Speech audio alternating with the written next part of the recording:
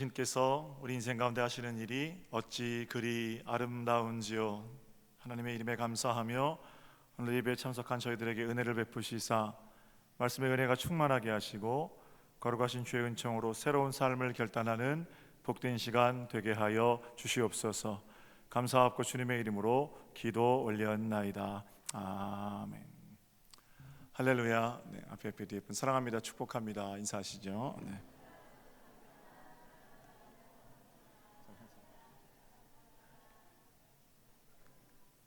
주현절 마지막 주일입니다. 우리는 지난 주현절 7주 동안 인간이 되신 하나님이라는 제목으로 말씀을 살펴보았습니다.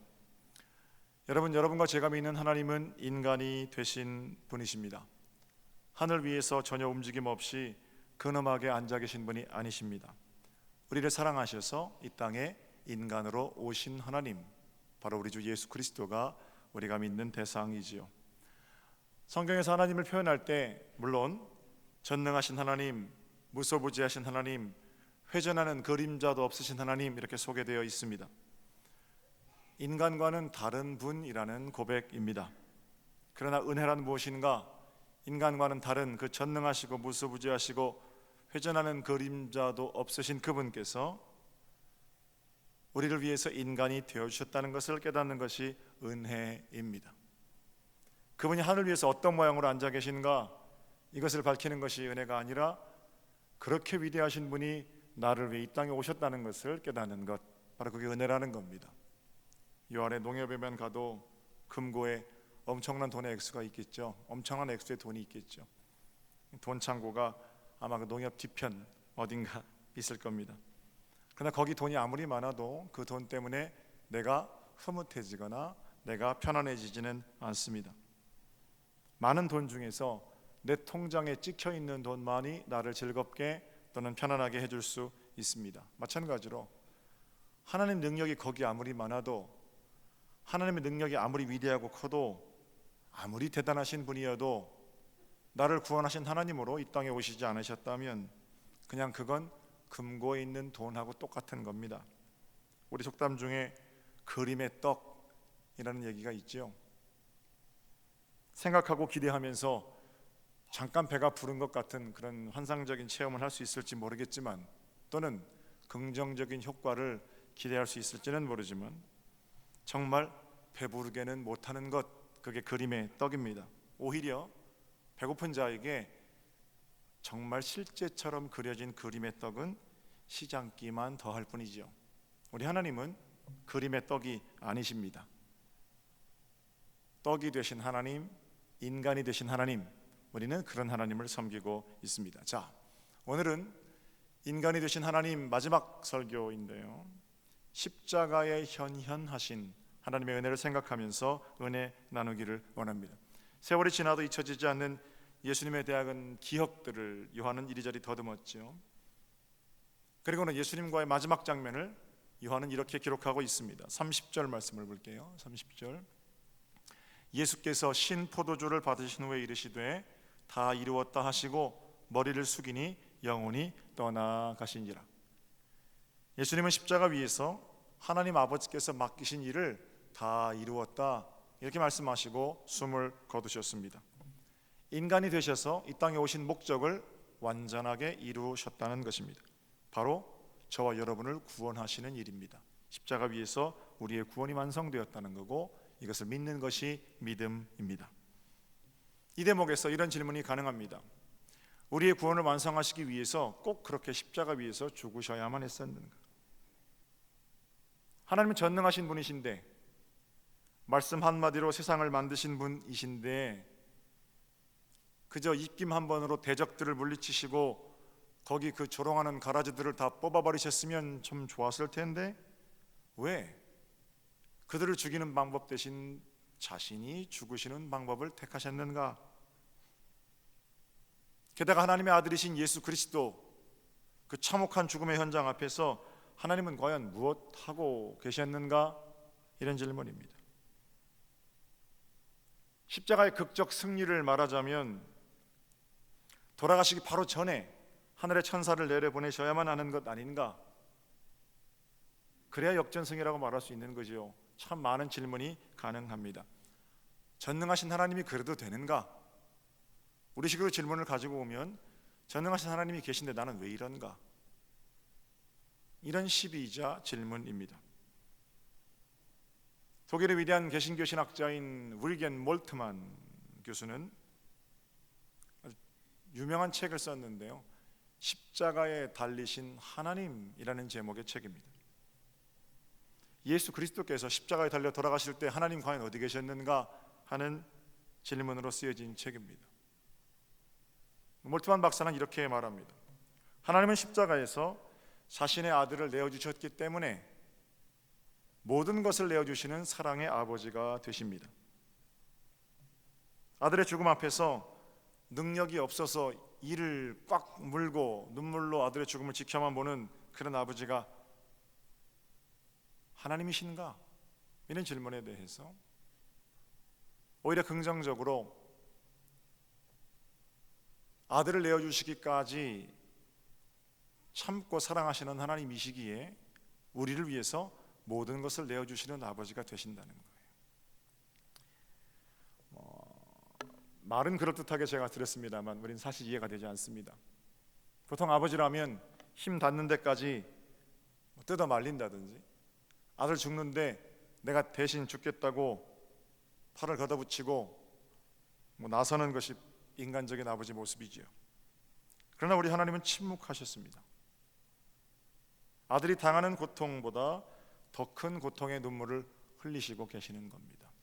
그래서 몰트만 교수는 십자가에 달리신 하나님, 예수께서 십자가에 죽으셨지만 하나님께서 죽음보다 더 큰 고통 가운데로 들어가신 거다, 이렇게 말하고 있는 거죠. 그만큼 큰 사랑을 발견한 것입니다. 여전히 질문은 생깁니다. 하나님, 다른 방법은 혹시 없었습니까? 만약에 저였다면, 제 아들이 무죄한데 십자가 위에서 죽음을 당한다면 목숨을 걸고 죽음에 대해서 항변했을 겁니다. 여러분, 그러나 믿음 있는 사람들은 하나님의 다스리심에 대해서 이해가 안 되고 또 논리적 질문들이 막혔을 때 그렇기 때문에 그건 꾸며낸 얘기구나, 이렇게 생각하지 않지요. 엎드립니다. 다 이해할 수는 없지만 그렇게까지 하나님께서 나를 사랑하신다니까 감동이 마음 가운데 오는 거죠. 하나님께서 자신의 아들을 대신 십자가에 못 박으실 만큼 내가 가치 있는 존재인가? 아들의 죽음에 대해서 눈물 흘리는 정말 어떤 슬픔보다 더 큰 슬픔을 당하고 계신 하나님을 기억하며 내가 그 값으로 구원받아도 되는 사람인가? 이런 질문을 동시에 묻게 되는 겁니다. 하나님이 죽는다는 게 상상이 안 되지만 그저 그 사실을 생각하고 엎드리면 나를 향한 하나님의 사랑이 느껴지게 되는 거고, 그때서야 비로소 감사함으로 엎드려 기도하게 되는 거죠. 여러분, 이렇게 질문이 막혔을 때 어떻게 아들이 죽는 걸 아버지가 그냥 지켜보고 있습니까? 이런 질문에 대해서 제가 지금 말씀드린 것처럼 나를 향한 하나님의 사랑, 이렇게 엎드리는 사람들이 있고요, 우리 기독교 공동체 안에도 그러니까 그건 진짜 죽은 게 아니라니까, 이렇게 말하는 사람들이 있습니다. 진짜 죽었다가 살아나신 것이 아니라고 읽어야 한다는 겁니다. 그러니까 의미로 읽어야 된다는 거예요. 십자가의 죽음을 의미로. 네팔에 가니까 아름다운 경치를 보고 뒤에서 장로님인지 권사님인지 제가 모르겠어요. 목사님, 정말 경치가 죽여줍니다, 그러세요. 매우 아름다운 경치를 그렇게 표현하시는 거죠. 여러분과 저도 이런 말 잘 씁니다. 좋아서 죽겠습니다.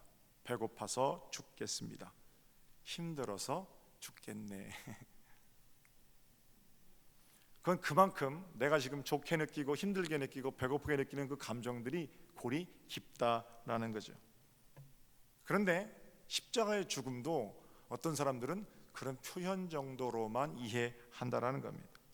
진짜 죽었다가 살아나신 게 아니고 죽을 만큼 나를 사랑하신다는 것으로 합의를 보자라는 거예요. 납득이 되고 이해가 되는 선에서 합의를 보고 그만큼만 믿자라는 겁니다. 매우 그럴듯해 보이지만 이건 이단입니다. 초기 기독교 공동체 내에서는 돌아가신 게 아니고 돌아가신 것으로 하자라는 그런 잡설들하고 싸우느라고 굉장히 많은 시간을 기독교 공동체가 보냈습니다. 대개 이런 사람들의 특징이 있어요.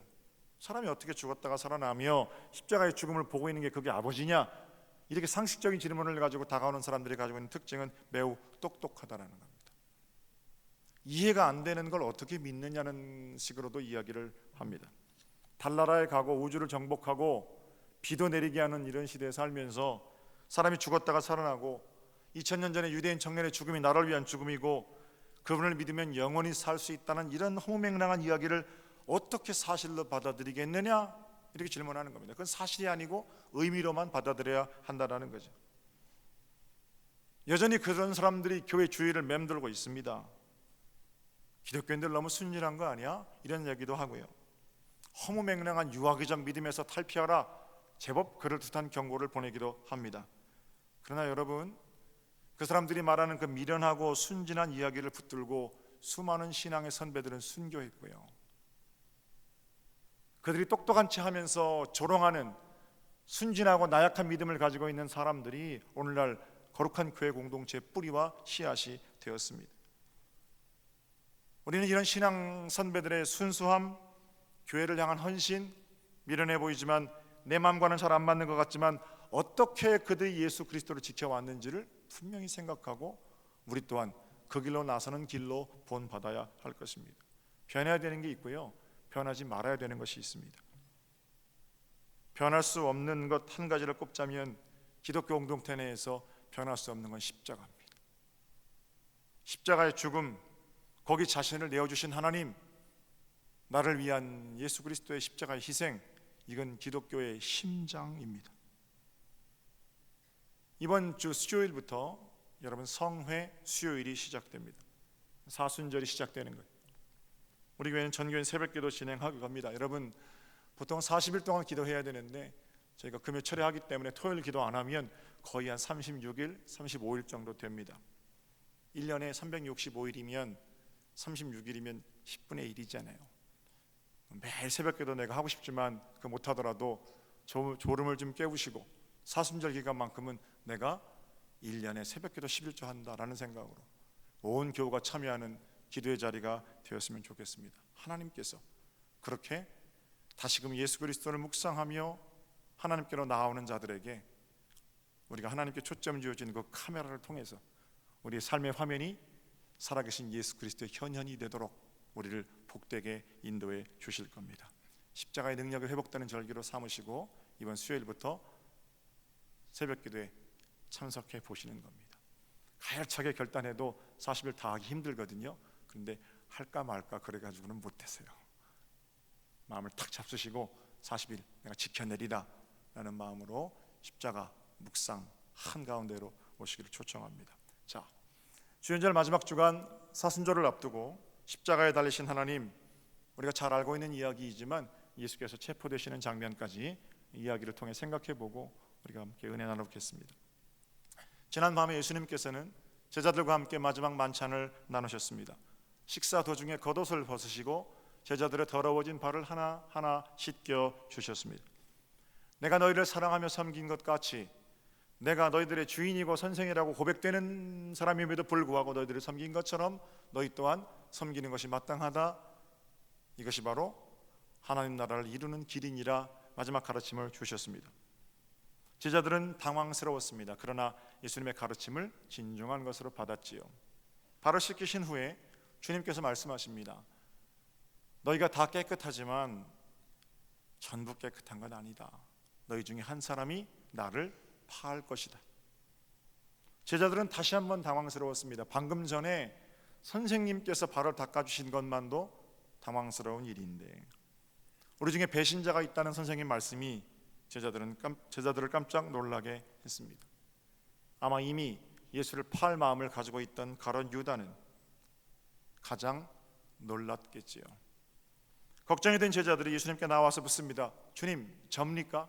주님, 저는 아니지요. 이렇게 예수님께 자신의 존재를 확인합니다. 그때 우리 주님 대답하시기를 나와 함께 이 떡그릇에 손을 넣는 자가 나를 팔 것이다.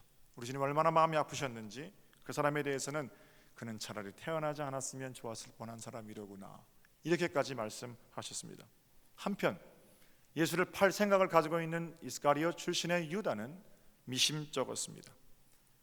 선생인 예수가 정말 자기 마음을 눈치챈 건지 아니면 한번 떠보려는 것인지 유다의 마음이 혼란스러워졌습니다. 두렵기도 했겠지요. 예수와 그 제자들의 모임을 없애려는 자들과 밤에 아무도 모르게 만나서 약속한 것을 예수가 알 턱이 없는데 참 이 선생은 눈치도 빠르구나 라고 생각했는지도 모릅니다. 가룟 유다도 처음에는 의로움으로 시작했습니다. 능력 있는 선생이 자꾸 죽는다고 얘기를 하고 자기가 꿈꾸는 정치적 해방은 더 이상 선생이신 예수에게서 기대할 수가 없고 자기 생각과는 전혀 다른 방법으로 자기 모임이 흘러가는 것에 대한 원망이 생겼지요. 돈지갑 맞고 있다 보니까 돈을 그렇게 써가지고는 조국에 독립하고는 거리가 멀다고 생각했는지도 모릅니다. 그러다가 자기가 맡고 있는 돈에 욕심이 생기지요. 그리고는 이제 건널 수 없는 강을 건너게 되었습니다. 너희 중에 나를 팔 자가 있다 술렁거리는 자리에서 유다도 예수님께 나와서 이렇게 묻습니다. 랍오니, 랍비여, 선생님 혹시 접니까? 예수님과 눈이 마주치게 됩니다. 예수님께서 제자들이 다 있는데 유다에게 뭐라고 그러시냐면 네가 네 입으로 범인이라고 말하는구나. 망신당한 겁니다. 망신당하면 돌아와야죠. 그분이 누구신데요? 예수님이신데. 그러나 망신당한 유다는 자기 자존심, 돈에 대한 욕심, 그 길로 다시는 그 공동체에 들어오지 못합니다. 그분의 길이 아니라 자기의 길로 마지막까지 간 자의 패망입니다. 만찬이 끝나고 예수님께서는 제자들과 함께 눈물 흘려 기도하시던 감람산으로 올라가셨습니다. 길을 걸어가면서 제자들에게 이렇게 말씀하십니다. 너희가 다 오늘 밤에 나를 버릴 거다. 그리고 너희는 흩어질 거다. 흩어진 이후에 나는 죽을 거고 3일 만에 다시 살아날 거다. 내가 다시 살아나서 갈릴리에 먼저 가 있을 테니까 너희 갈릴리로 오렴. 이렇게 말씀하십니다. 그 말을 듣다가 이번에도 성질 급한 베드로가 역시 주님 말씀을 가로막습니다. 베드로는 못 말리는 것 같아요. 우리하고 똑같아요. 그죠? 전부 주님을 버려도 나는 안 버릴 겁니다. 예수님께서 베드로를 보시며 뭐라고 그러시냐면 네가 오늘 밤에 내일 새벽 닭이 울기 전에 나를 3번 부인할 거다. 아주 정확하게 어떻게 부인할 것인지까지를 이야기하십니다. 베드로가 더 화가 납니다. 그리고는 예수님께 이렇게 말합니다. 차라리 내가 죽겠습니다. 내가 주와 함께 여기서 죽을지언정 나는 주를 버리지 않겠습니다. 호언하고 장담합니다. 그 말에 다른 제자들도 질세라 충성맹세를 하는 겁니다. 우리도 차라리 죽지 주님을 버리는 그런 더러운 짓은 안 하겠습니다. 그렇게 장담했어요. 그러나 예수가 죽는 자리에서 가장 먼저 내뺀 사람들은 예수를 따르는 제자들이었습니다. 죽어도 주를 버리지 않겠습니다. 그런 말 하는 거 아니죠. 죽는 건 자기가 죽은 게 아니고 예수님이 돌아가셨잖아요. 예수님은 제 죽음을 앞두고 제자들에게 성령에 대해서 말씀하십니다. 사랑, 증오, 세상에서는 너희가 환난을 당할 거다. 그러나 담대하라. 기도도 부탁하셨고 땀이 핏방울이 되도록 기도하셨습니다. 사랑하는 제자들, 사랑하는 민족, 사랑하는 사람들을 위한 눈물의 기도입니다. 그리고 그 기도하시다가 체포되셨지요. 예수를 잡으러 온 무리들은 대제사장, 로마 병사들, 바리새인들, 거기 누가 끼어 있었어요? 망신당해서 눈이 뒤집힌 가룟 유다가 은 30냥을 들고 거기 끼어 있었습니다. 예수님은 재판장 앞에 서셨습니다. 교회 앞에도 서셨고 세상 법정 앞에도 서셨습니다. 로마 총독 빌라도는 아무리 조사해도 예수에게서 죄를 발견할 수 없었지요. 그래서 예수를 석방하려고 했습니다. 이번에는 사람들이 아우성을 칩니다. 십자가에 매달아라. 폭동이 날 것 같자 빌라도는 말합니다. 이 사람이 흘리는 피에 대해서는 나는 죄가 없다. 너희가 피의 대가를 당하라. 흥분한 무리들이 그 말을 고지 들을 리가 없지요. 우리가 당할 테니까 일단 십자가에 죽여라. 군병들이 둘러선 가운데 예수님은 기둥에 묶여집니다. 옷이 벗겨지고 홍포가 입혀지고 머리에는 가시 면류관이 쓰여졌습니다. 오른손에는 왕의 규, 왕의 지팡이 대신 갈대를 들게 했습니다. 그 갈대 가지고 한번 네 나라 잘 다스려 보라는 조롱입니다. 무릎이 꿇려졌습니다. 쇠조각이 매달린 채찍으로 몸에 채찍을 맞으셨습니다. 사람들은 조롱하며 예수의 얼굴에 침을 뱉습니다. 갈대를 빼앗아 머리를 내치고 희롱을 당하시고 십자가 길을 묵묵히 걸어가셨습니다. 그들은 예수님을 십자가에 누이고 커다란 대못으로 양손과 발에 못을 박았습니다. 살이 찢어지고 뼈가 부서지고 그 찢어진 구멍으로 피가 흘러내려 대지를 적셨습니다. 고통이 예수님의 온 몸을 휘감게 되지요. 병정들은 예수께서 달리신 그때 입으신 옷을 가지고 제비를 뽑아 서로 나누어 가집니다. 죄 없으신 예수께서 그렇게 십자가에 달려 돌아가셨습니다. 여러분, 제가 지금 말씀드린 체포의 과정과 돌아가시는 과정 속에서 우리는 하나님께 핑계하면 안 됩니다. 하나님 왜 그러셨어요? 하나님 그때 가룟 유다의 마음을 돌이켜 주시지 그러셨어요. 하나님 그때 제자들의 마음에 감동을 주셔서 단 한 놈이라도 거기 함께 못 박히게 하시지 그러셨어요. 하나님 그때 예수를 싫어하는 병정들의 손가락을 좀 꺾으시지 그러셨어요. 하나님 그때 소리치는 자들 입을 좀 막아주지 그러셨어요. 하나님 그때 빌라도의 마음에 조금이라도 의로움을 좀 주시지 그러셨어요. 별별 조건을 다 내어와서 하나님께 핑계댈 수 있습니다. 그러나 성경을 그렇게 읽는 건 그 예수님의 죽으심이 나를 향한 죽으심이라는 걸 모르는 사람들이 하는 소리입니다. 예수의 죽으심이 어떻다고 평가하고 어떻다고 이야기할 수는 있습니다. 입 달린 사람들마다 이야기할 수 있습니다. 그러나 정말 그 죽으심이 나의 죄를 향한 죽으심을 기억하는 사람들은 그렇게 말하지 않는다는 거예요. 하나님의 죽음, 저는 이런 표현이 참 싫습니다. 우리 하나님은 죽음 가운데 갇히는 분이 아니시고 죽음마저도 주관하시는 분이시기 때문입니다. 그렇기 때문에 우리는 십자가에 달리신 하나님, 우리 주 예수 그리스도의 죽음을 통해서 참 거부감이 드는 그런 사건임에도 불구하고 그 일을 행하셨다면 뭔가 우리를 향한 또 다른 섭리가 그 가운데 들어있다는 것을 깊이 생각해야 하는 겁니다. 바로 우리를 구원하시는 하나님이십니다. 나 사는데 그냥 사업에 좀 보탬이 되셔서 복을 주시는 하나님이라든지, 병들었을 때 좀 조금이라도 건강하게 살게 하시는 하나님이라든지, 자녀를 합격하게 하시고 승진시켜 주시고 이런 정도의 도움을 주시는 그런 하나님이 아니라 아예 우리의 삶 전체를 구원하시는, 내가 힘들고 어려울 때도 구원자가 되시고, 내가 세상 가운데 떵떵거리고 살 때도 구원자가 되시고, 어느 상황이든지 내가 영생의 약속을 보증하신 하나님, 그건 좀 다르잖아요. 십자가에 달리신 하나님만이 우리에게 그 일을 허락하시고 가능케 하시고 우리로 하여금 그리로 살게 하신다는 겁니다. 우리의 죄의 문제를 담당하셨고 우리에게 영생을 허락하신, 이 땅에서 조금 잘 살고 덜 살고 이런 것 때문에 시시하게 눈물 짓는 게 아니라 영생을 허락하신 하나님의 은총 가운데에서 사랑하고 용서하며 하나님 나라의 백성과 다스리심을 받으며 사는 길을 우리에게 열어주셨다는 겁니다. 십자가에 달리신 예수님, 아들이 십자가에 돌아가실 때 우리 하나님 어디 계셨습니까? 이 사랑을 깨닫는 자들은 이렇게 고백하는 거예요. 하나님 바로 거기 계셨어요. 약 20년 전에 제가 군대 제대하고 와서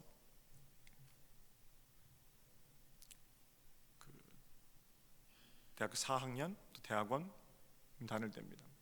교수님의 성함은 기억이 안 납니다만 조직신학 수업 시간에 십자가에 달리신 하나님이라는 주제로 토론이 벌어졌습니다. 하나님 어디 계신가? 저마다 자기 입장을 말하는 거예요. 하나님은 죽을 수 없기 때문에 하나님이 잠깐 죽은 것처럼 하신 것이다, 이렇게 말하는 친구도 있었고요. 하나님이 전능하심, 그게 그냥 사랑으로 전능하신 거 아니냐, 이렇게 말하는 친구도 있어요. 복잡한 얘기들이 오갔습니다. 제 관심은 아들이 죽는데 아버지 뭐하고 계셨나? 이게 제 관심이었습니다. 조익신학 교수께서 윌겐 몰트만 그 얘기를 하시면서 이런 얘기를 하시더라고요. 그때 우리 아버지 하나님께서는 십자가 뒤에서 차마 아들의 죽음을 보지 못하고 눈물을 흘리고 계셨다. 저는 그 말이 그 당시에는 굉장히 불경스럽게 느껴졌습니다. 내가 생각했던 하나님과는 너무 다른 하나님이시기 때문입니다. 십자가 뒤에서 울고 계시는 하나님, 그는 이제는 조금 알 것 같습니다. 능력이 짧아서 흘리는 눈물이 아닙니다. 어쩔 수 없이 악에게 죽임을 당해야 하는 상대적인 하나님도 아니십니다. 그만큼 나를 사랑하기에, 죄 가운데 고집스럽게 살아가는 나를 아무리 이야기해도 돌아오지 않고 아무리 이야기해도 하나님께로 붙들림 바 되지 못하는 나를 돌려놓으시기 위해서 하나님께서 내게 친히 베풀어 주신 사랑이라는 사실을 깨닫게 됩니다. 우리 아픔을 이해하시려고 먼저 아픔을 당하셨고, 각종 유혹을 이길 힘을 주시기 위해서 유혹을 당하셨고, 배척당하는 슬픔의 자리에서 어떻게 극복하는지를 몸소 보여주셨고, 눈물 흘리며 우리의 눈물을 위로하셨고, 발을 닦아주시며 사랑의 본을 보여주신 하나님의 아들 예수 그리스도께서 마침내 우리의 죄의 문제를 가지고 죽음을 당하심으로 우리로 하여금 죽음을 넘어 영생할 수 있는 길을 열어주셨음을 비로소 깨닫게 되었습니다. 사랑하는 성도 여러분, 인간이 되신 하나님, 우리 주 예수 그리스도, 그분을 따라가는 삶의 승리가 여러분의 것이 되시기를 우리 주님의 이름으로 축복합니다. 하나님께서 인간으로 오셔서 우리에게 그 길을 먼저 보여주셨다면 남은 거 하나지요. 우리도 그 길을 걸어가야 한다는 겁니다. 우리가 예수 그리스도를 통해서, 그 투명하신 주님을 통해서 하나님을 바라볼 수 있듯이 말씀과 기도로 깨끗하고 거룩하게 살아서 우리의 삶이 예수 그리스도를 보여내는 화면이 되도록 다시 한번 예수께 시선을 고정하고 십자가에 달리신 하나님, 그 아름다운 구원을 전하는 걸음, 여러분들의 걸음이 되시기를 우리 주님의 이름으로 축복합니다. 주현절이 이제 끝났습니다. 다음 주 사순절 시작되고요. 진짜 주현절, 하나님의 현현하신 사람으로 살아내는 길, 예수님의 길을 따라, 예수님의 뒤를 따라 걸어가는 여러분들의 것입니다. 기도로 승리하고 믿음으로 살아내고 아름다운 본으로 하나님께 영광이 되는 은혜의 삶이 여러분의 것이 되시기를 다시 한번 주님의 이름으로 축복합니다. 기도드리겠습니다.